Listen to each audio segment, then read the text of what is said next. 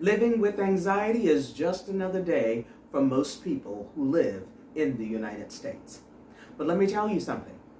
The Western world, Western society, has created something that the rest of the world is not experiencing. So for you to believe that your anxiety is just a normal something means that we have normalized something that is not supposed to be normal. And in times like that, then for me, I have to follow the money. Why is this even a thing?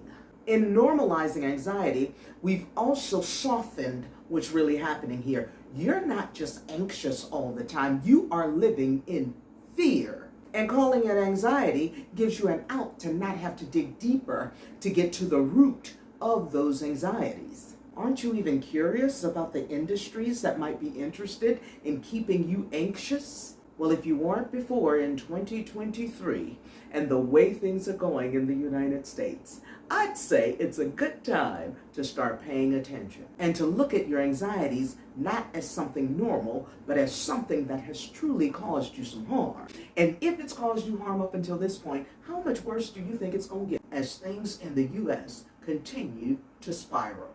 Well, if they're spiraling and you are reacting to all the things around you which have you anxious, what do you think you're going to do? I'd say this is a good time to not just look at the anxiety and call it for what it is, fear, but also to look at how you go about rectifying it. Because there is a power that lies within you that you've mostly ignored. I know you have.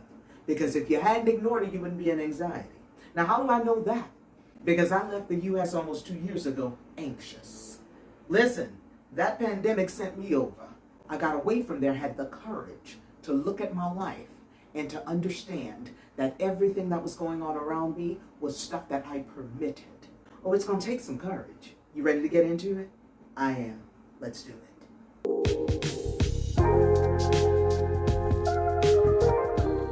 Hi, my name is Zara, and I'm glad you're here. Overpowering fear with love. What does that mean? Let's first of all talk about why it's even necessary. Isn't fear a good thing? Doesn't fear give you some heads up on something, some dangers that are around? Yeah, if you out in the wilderness and a bear is after you, but most people sit in fear. They call it anxiety. They take pills for it and they continue to do things that make them even more anxious. And I'm telling you, you are exactly where the machines need you to be. See, what I'm doing over here is I am about to change the way you view your entire world, because you have been conditioned by your fears. If you were out in the wilderness and there were some bears and tigers after you, there would be reason for you to fear. But that is not a normal human condition. I left the U.S. and I have completely re-regulated, deprogrammed and re-regulated my entire body to work for me, not against me. Fears in the U.S. hit different. We've made it normal to live in anxiety. Oh, I'm just anxious. Or it's written into the Diagnostic Statistical Manual now, anxiety disorder, and that is a general category that people can just be thrown in, medicated, and it's all seen as perfectly normal.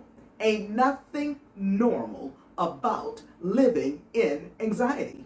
And we need to stop calling it anxiety. That's not what it is at all. You are in fear. You are living in fear.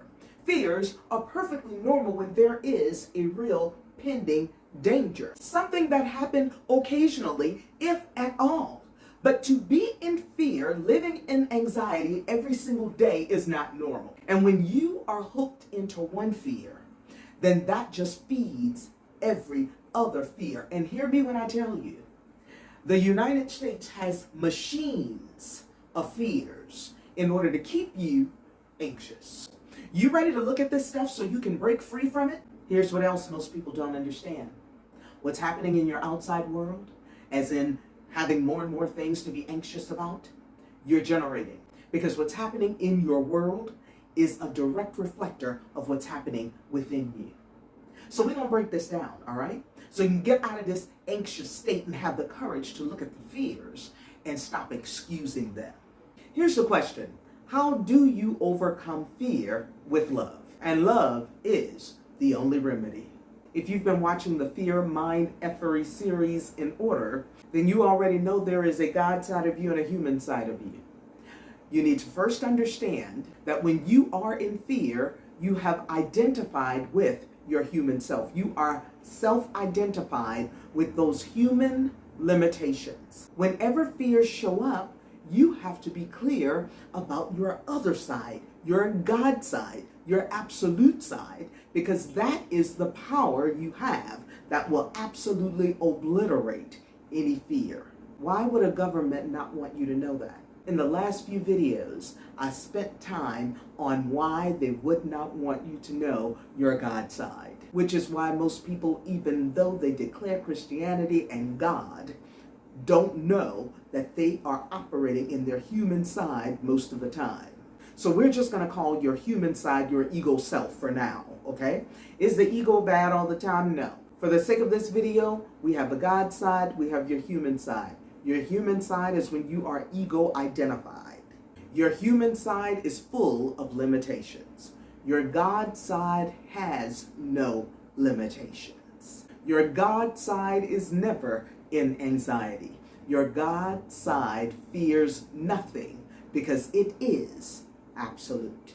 It is omniscient. Your God side is all present, all knowing, all loving, and all powerful. So it needs not fear anything.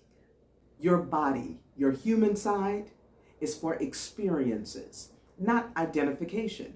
You are not to identify with anything with your human side, with your rational brain. No, it's all that rationalization that keeps you in fear. When you recognize and start to develop your God side, your whole mind, then you will know peace. Now let's look at some practical ways that you can go about doing that. The first thing you want to do is get a grip.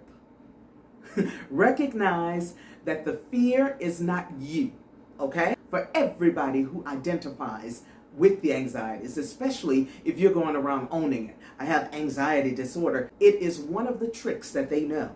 If they can get you to own something, you are not likely to ever let it go. So for everybody who's ever been diagnosed with anything, if you own it, it's yours, and it's probably yours for life. And it's yours that you've taken on and to fix for the rest of your life, unless you grab a hold of the fact that it never has been yours and you're going to return that thing to sender. It ain't mine. I don't have any kind of disorders because nobody was born with a mental disorder. So if you're walking around with any kind of labels, then return them to sender and decide you will no longer identify with them. But as long as you are owning them, they have every right to hold on to you in the same ways that you are holding on to it. The reality is it can't hold you unless you agree. I've already done a video on that. So stop owning anything you do not want. Stop saying my anxiety. Decide right now that anxiety does not have you and you will not have it. So if you're not anxious, what are you? It's time to start considering all of the wonderful things that you want in life, because you will always get that which you allow in your life. If you don't want it, stop contemplating it. If you don't want it, remove yourself from it. Remove it from you. This is one layer of choosing love over fear and using love to overpower fear. You simply reject the anxiety. You simply reject the fears because you are a ball of anxiety because you've gotten caught up in the machines. You see, the way the whole society is set up and having everybody in this rat race was all about drumming up the fears. The trick for coming out of the matrix is to get to a space of observance so that you can be high enough away from all the stuff that is happening to be able to look down on it and see the individual machines in operation, how you've been participating in them, and remove yourself from them.